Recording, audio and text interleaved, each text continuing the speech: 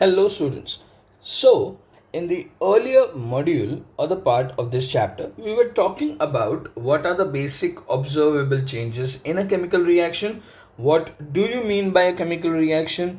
We also talked about what is physical and chemical process, and further we talked about what are the basic rules in writing a proper chemical equation. Okay, now in this part, that is the second part of this chapter, we are basically going to discuss about what are the rules related to balancing of a chemical reaction. Now, see, balancing of a chemical reaction is very important. Why is it important? So as we discussed in the earlier module, it is important because we need to obey the law of conservation of mass. And this law of conservation of mass, it states that mass cannot be created nor be destroyed in a chemical reaction. So all the mass on the left hand side of the reaction should be equal to the mass on the right hand side of the reaction. That is, all the reactant mass and the product mass must be equal so as to satisfy the law of conservation of mass. Okay, now let's go further. Let's start with the next part, that is the balancing of chemical reactions. So now we are going to discuss about a very important part in this chapter, is balancing of chemical reactions. Okay, so now if we start balancing of chemical reactions, I need to follow certain rules. And what are those rules? Now first we'll try to understand those rules. So the first and foremost rule is you start with something called as a polyatom. Okay, now what do you mean by a polyatom?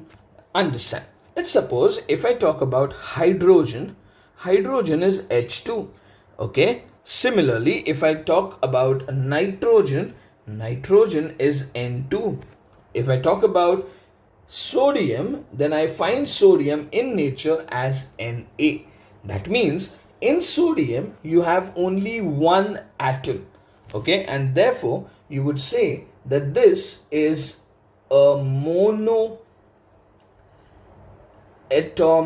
species. Similarly, if I talk about nitrogen and hydrogen, you could notice that nitrogen in nature is found as N2, hydrogen is found as H2. So both of these species are referred as a diatomic species. Okay, so what do you mean by a diatomic? Diatomic means you have two atoms, simple. So similarly, what do you mean by polyatoms or polyatomic species is the species which have more than two or more than three atoms in a given compound. Okay, now this is a part where you don't need to bother that much. Okay, I would just give you a list of all the polyatoms that you could obviously see on your screen. Okay, you just have to, not by heart, but then you just have to know about them. Those are the polyatoms which are very important. Out of these also, I would give you some polyatoms which are very important and they have maximum chances of coming in your exams. Okay, so once again, what do you mean by polyatoms? Polyatoms are a group of atoms which are obviously more than two, probably more than three. Okay, now the first rule says that I need to start with a polyatom, but then take it with a pinch of salt. It says that you balance the polyatoms only if they occur in both reactants and products. So you need to have polyatoms in both reactant as well as products. What are polyatoms? They are simply nothing but group of atoms. At your level, you don't need to bother about how exactly is that group formed or anything related to it. You just simply need to recognize those polyatoms. Recognition is more important at your level. Okay, so even if I'm talking about, let's say 10th boards, okay, I don't need to understand how are these polyatoms formed. Obviously you will come to know, but then no one is going to ask you questions based on that. Okay, but yes, I definitely need to recognize what are my polyatoms. Okay, so let's start with the second rule. The second rule says that you need to balance metals Next rule says that you start with balancing the non-metals other than hydrogen and oxygen. You don't balance hydrogen and oxygen. So you balance all the non-metals except for hydrogen and oxygen. The next rule says balance hydrogen. Next rule is balance oxygen. And the final and the foremost rule is that you have no fractions allowed. That means in a balanced reaction, you can't have fractions. Okay, you need to have whole numbers. Okay, so now the first question comes is, what exactly are the polyatoms that I need to remember or that I need to recognize? Okay, so these are the list of polyatoms which you could see over here. So out of that, the first one is ammonium, that is NH4 positive. Next is acetate, CH3COO minus, or I can say that over here you have two carbon atoms, so it's C2, total of 3 hydrogens, so H3, and 2 oxygens, so O2, so C2H3O2 with a negative charge. Next is carbonate, that is CO3 2 minus. Next is phosphate, PO4 3 minus. Hydroxide is OH minus. Sulfate is SO4 2 minus. Sulfite is SO3 minus 2. Okay, now out of these, what are the most important ones? Let's see. Out of the first box over here, the first box, the most important one, I would start writing it over here. The first one is NH4 positive. Okay, the next one over here, sorry,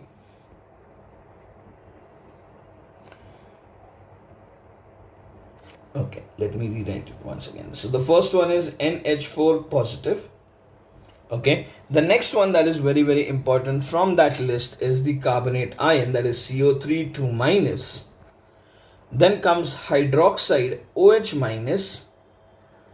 Then you have sulfate, that is SO4 2 minus. Please remember, sulfate is SO4 2 minus and sulfite is SO3 2 minus. Okay, then after that you have nitrate. In the second picture that you can see is NO3 minus, again an important ion.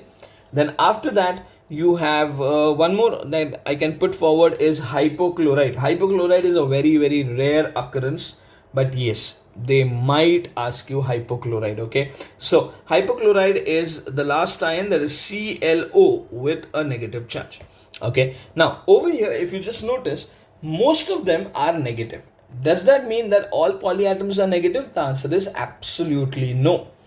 Polyatoms are positive also, they are negative also, just that the negative polyatoms are more pronounced. Okay, and because this is something new that we are going to learn, obviously we are talking about the more prominent polyatoms that we would be encountering, and those polyatoms are definitely negatively charged polyatoms. But then that doesn't mean that you have only negatively charged polyatoms or positives are less in number, something like that. It literally doesn't mean anything like that. Okay, one more I would just like to add over here, or rather two more, is HCO3 minus, that is bicarbonate, and similarly HSO4 minus, that is bisulfate. Okay, or hydrogen sulfate and hydrogen carbonate. So these are all the list of polyatoms that you could have as a important kind of polyatoms. Okay, definitely it would require a bit of time, so don't worry about it. Let's understand the actual process of balancing the chemical reactions. Okay, so what is the first step? The first step is you need to balance the polyatoms only if they are in both reactants and products, otherwise you don't need to balance them. Next one is you need to balance the metal. Next is balance the non-metals other than hydrogen and oxygen. After that you need to balance the hydrogens, then the oxygens, and final statement is that there are no fractions that are allowed in a chemical reaction.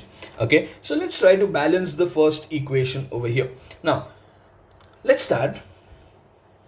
If I talk about this reaction, that is Mg plus O2 gives MgO.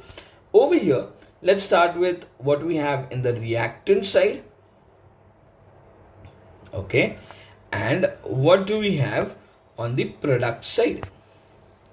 Okay, so according to the rule, what I know is that I need to start with the polyatom. Okay, now polyatom, out of this list that I have given you, okay, is there any polyatom over here? Do you have NH4, CO3 2 minus, or OH minus, or sulfate, or nitrate, or perchlorate, hydrogen carbonate, hydrogen sulfate? No, you don't have any polyatom in this given reaction.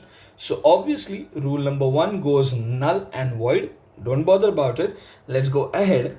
The second rule says that you need to balance a metal. Okay, so now over here Mg and O are the two elements that are involved in a chemical reaction. Out of this, who is having a metallic property? It's obviously magnesium. So I would start balancing magnesium first, that is my metal. The next rule says balance the non-metals other than hydrogen and oxygen. So other than hydrogen and oxygen, I don't have any non-metal. The only other non-metal, or the only other element for that matter, is oxygen. Okay, so obviously rule number 3 also goes null and void. Let's go with the next rule. The next rule says balance hydrogen. I don't have hydrogen. Again, that rule gets cancelled. Next rule is balance oxygen. So now the next element that I need to balance is the oxygen atom. Okay, now over here on the reactant side, just check how many magnesiums do you have on the reactant side. So on the reactant side, if I check, I have one magnesium atom. On the product side, how many magnesiums do you have? Then again, on the product side, I have one magnesium atom. They are balanced. Okay, let's go with the next one. The next one is oxygen. How many oxygens are there on the reactant side? That is on the left hand side. Then there are two oxygen atoms, and on the right hand side, that is on the product side, there is one oxygen atom. So on the product side there is one oxygen, reactant side there are two. So what I need to do is I need to multiply this thing with 2 so as the number becomes same. Now the moment I do this, this 2 would be written over here in front of MgO. But now there comes a problem. What is the problem? Let's understand. The problem is that when I did this, okay, when I added 2 in front of MgO, magnesium also became 2 times, and therefore I again need to multiply it on the reactant side. So I'll put 2 over here. Okay, so now what is my final equation? My final equation now becomes, let me write it over here. So the final equation now becomes 2Mg solid plus O2 gaseous gives me 2MgO in solid state. So this becomes my final balanced equation. Okay, sorry.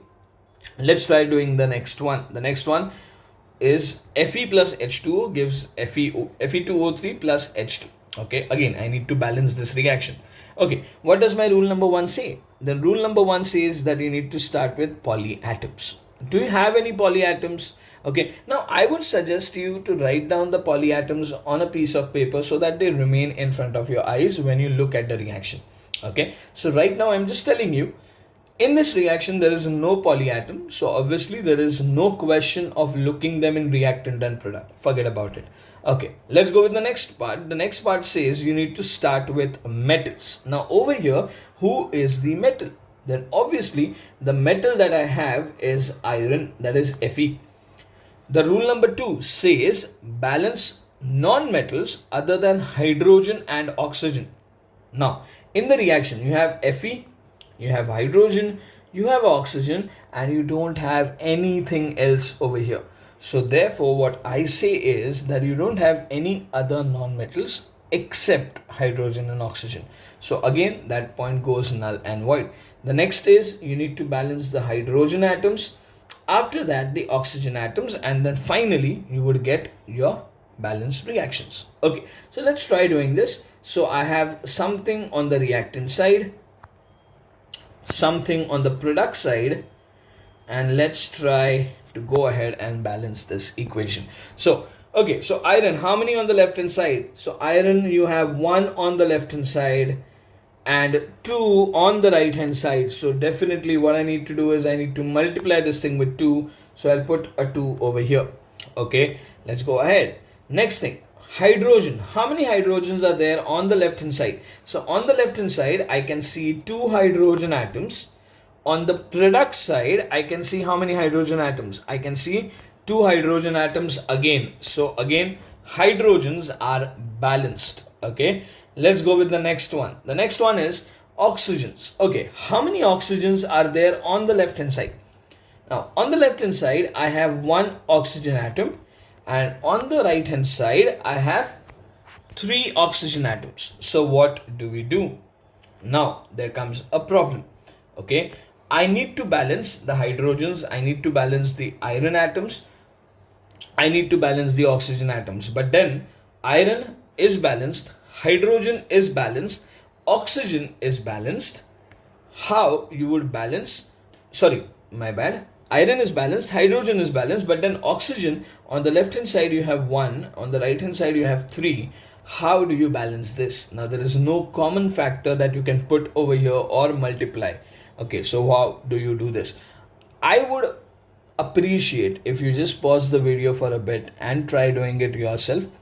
If you're able to do, excellent. If not, obviously continue watching the video. Okay, so let's try doing this. Oxygen 1 on the left hand side, 3 on the right hand side. So what do we do? What we will do is multiply this thing with 3. So if you are multiplying oxygen with 3, you will put 3 over here. But then there comes a problem. So the problem is that even the hydrogen gets multiplied by 3. So even this gets multiplied by 3. It's fine, not an issue. So 3 2s is 6. So you have total of 6 hydrogens on the left hand side and 2 hydrogens on the right hand side. So it's okay. Just multiply this thing with 3 as well. So this thing also gets multiplied with 3. So now what is the final balanced equation? Let's try. So the final balanced equation that I would have is 2Fe solid plus 3H2O gaseous gives Fe2O3 solid plus 3H2 gaseous, and because it is gaseous, it will come with an upward arrow. Okay, now let's do a final check over here. You have 2 iron on the left hand side, 2 iron on the right hand side. It's balanced. 6 hydrogens, 6 hydrogen balanced. 3 oxygens, 3 oxygens, even oxygens are balanced. So the entire reaction goes balanced. Okay, now let's try doing it for the next reaction. Again, the next reaction is you have in front of you CaO plus H2O gives CaOH twice plus heat. Okay, let's try balancing. Again, what is the first rule? The first rule says balance the polyatoms only if they occur in both reactants and products. Now over here, listen very carefully. Now what has happened over here is that yes, I have a polyatom that is OH, but is this polyatom on the reactant side? The answer is no, it's not there. Okay, it's only there on the product side. So definitely you won't balance it, or you won't count it as a polyatom to be balanced over here. Okay, so what does the rule says? Once again, let me repeat it for you. The rule says that you need to balance the polyatoms only if they occur in both reactants as well as product. So I have over here a polyatom that is OH, but it is only present in the reactants, in the products and not in the reactants. So I won't balance it. Okay, so let's start with rule number 1. The rule number 1 says you need to start with the metal. So the metal is calcium in this case. Okay, then the rule says that you need to start with non-metals other than hydrogen and oxygen, but you don't have any. So I need to go with the next rule, that is saying you need to start with hydrogen, and final you need to start with oxygen. So let's try to understand how many are there on the reactant side and how many are there on the product side. Okay, let's see. So reactant side, how many calciums are there on the reactant side? So on the reactant side, I have 1 calcium atom. So on the reactant side, one calcium. On the product side also I have one calcium atom. Okay, so this is balanced. Let's go with the next one. The next one is hydrogen. Hydrogens, how many hydrogens are there on the left hand side? Then on the left hand side you could see there are two hydrogen atoms. On the right hand side also there are two hydrogen atoms. So 2 and 2, it's balanced. Let's go with the next one. The next one is oxygen. Oxygen on the left hand side, how many oxygens do you have?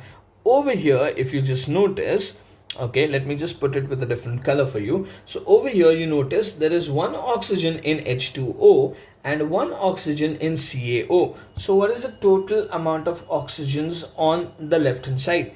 It's 2. Okay, similarly, what is the total number of oxygens on the right hand side? It's also 2. So again, it is balanced, and this reaction is already a self-balanced reaction. So everything was balanced right from the start. We didn't have to do anything over here. And that's the reason this reaction would be referred as a self-balanced reaction. Okay, now one more thing I would just like to give you a thought upon. Okay, one more thing just I would like to add over here. In this reaction, are we able to see that the heat is released as a product? Okay, and therefore what I can say is that this is a reaction in which heat is given out, and therefore I would say that this reaction is an exothermic process. Okay, what do you mean by exothermic process? An exothermic process or an exothermic reaction is a reaction in which heat is given out. Heat is given to the surrounding. Heat is given to the surrounding. Okay, so this process is an example of which reaction? This process is an example of exothermic process. Once again, what do you mean by an exothermic process? An exothermic process is a process in which heat is given to the surrounding. Heat is released into the surrounding. Okay, now these are the two reactions that I would like you to try at home. Okay, and we would do these reactions in the next part. There are few more reactions that I need to talk with you, that I need to share with you. Okay, there are few reactions wherein I have some fraction balancing and all that stuff going on. That's what we are going to discuss in the next part of this chapter. Okay, so stay tuned for the part 3. Till then, I would appreciate if you solve these two examples for me. Thank you so much. Enjoy your day.